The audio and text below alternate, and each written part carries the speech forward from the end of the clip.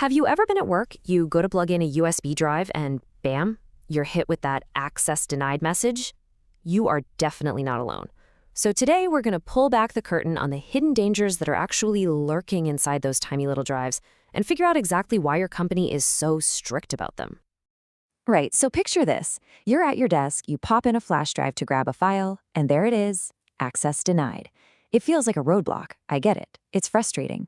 But there is a really, really good reason for it. Let's dive in. The first thing that probably pops into your head is, wow, they don't trust me. It feels personal, right? But the reality couldn't be more different. This has nothing to do with you as an individual. It's actually a critical defensive move to protect the entire organization from some seriously scary and very real threats. So what are these big, scary dangers we're talking about? Well, think of an uncontrolled USB drive as a modern-day Trojan horse. You're basically carrying something in your pocket that can sneak devastating threats right past all the company's defenses. Let's break down the three main ways this can go wrong. Okay, first step is malware delivery. This is probably the one you've heard about.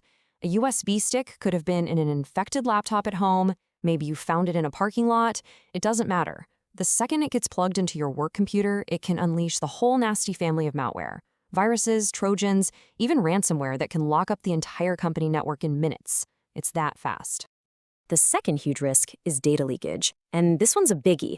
A tiny little flash drive the size of your thumb can hold thousands, sometimes millions of sensitive files.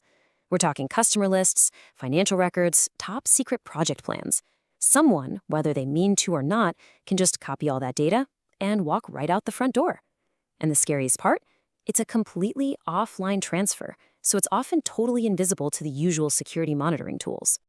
Now, this one is straight out of a spy movie. It's called a BadUSB attack. A specially made drive doesn't even tell the computer it's for storage. Nope, it pretends to be a keyboard. The moment you plug it in, it starts typing commands at lightning speed, all silently in the background. It can install malware, steal your passwords, you name it. And you don't have to click on a single thing. It just happens. Okay, so these aren't just hypotheticals, right? These aren't just things that could happen. Professional attackers, we're talking nation-state espionage groups, use removable media as a core part of their strategy. This isn't about random viruses anymore. This is a calculated, weaponized attack method. And if you want to see how this works in the real world, you just have to look at the MIT ATTC framework. Think of it as a giant encyclopedia of hacker techniques. And in there is technique T1092, which is literally all about using USB drives to control hacked computers. This is especially dangerous for air-gapped networks, those super secure systems that are physically cut off from the internet to protect them. And look at this. Here are some real-world examples. We're talking about incredibly sophisticated groups like APT28 using these exact methods to steal secrets from those highly secure systems. They've even built custom tools for it, with names like Chopstick and USB Stealer, specifically designed to turn an everyday flash drive into a cyber weapon. So let's be crystal clear about this. When you read those stories about the world's most secure, most isolated computer networks getting breached, this is very often how it happens. One person and one infected USB drive is the bridge that crosses that physical air gap. And this quote from MITRE just sums it up perfectly. It hammers home the point that for an attacker, a USB drive isn't just for moving files. It's a secret communication channel, a way to send commands and pull data out of machines that are supposed to be completely unreachable. Okay, so given all those pretty terrifying threats, how do companies actually fight back? Well, it's not as simple as just saying no more USBs and calling it a day. There's a real strategy behind it. A defender's playbook, you could say. That access denied message you see, it isn't just some random rule your IT department made up one afternoon. Corporate security policies like that are almost always guided by these big, comprehensive frameworks designed by security experts to create a standardized defense. And one of the biggest players in this space is NIST, the National Institute of Standards and Technology. They created something called Special Publication 853, which is, to put it simply, a massive catalog of security controls. It's the guidebook for how organizations can protect themselves from a whole universe of digital threats. And this is how it all connects. It's a really clear cause and effect chain. The security team sees a specific threat, like the attacks we saw in the MITRE framework. They figure out the risk to the company, data, money, reputation, you name it.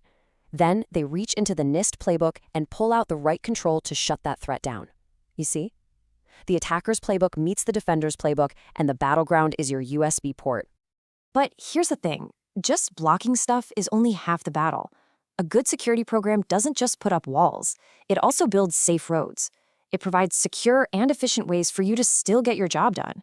So instead of using your personal drive that's been who knows where, companies give you much safer options.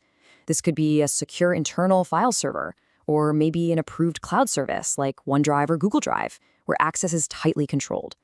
Some companies even issue their own special USB drives that are encrypted and monitored, just to make sure they're being used safely. And it goes even deeper than just protecting against hackers. These kinds of security policies are also about playing by the rules. Tons of industries have really strict regulations. You've probably heard of things like ISO 27001 or GDPR that legally require companies to keep a tight leash on their data. So let's bring it all the way back to where we started. That access denied pop-up, the one that feels like a restriction, like a hassle. It's not. It's actually a shield.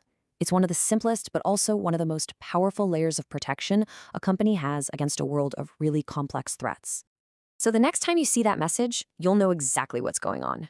It's not about trust. It's about protection for everyone. Which really leaves us with one final question, doesn't it? That little USB port on your computer, is it a gateway for convenience or is it a gateway for disaster? Turns out the answer is all about who's in control.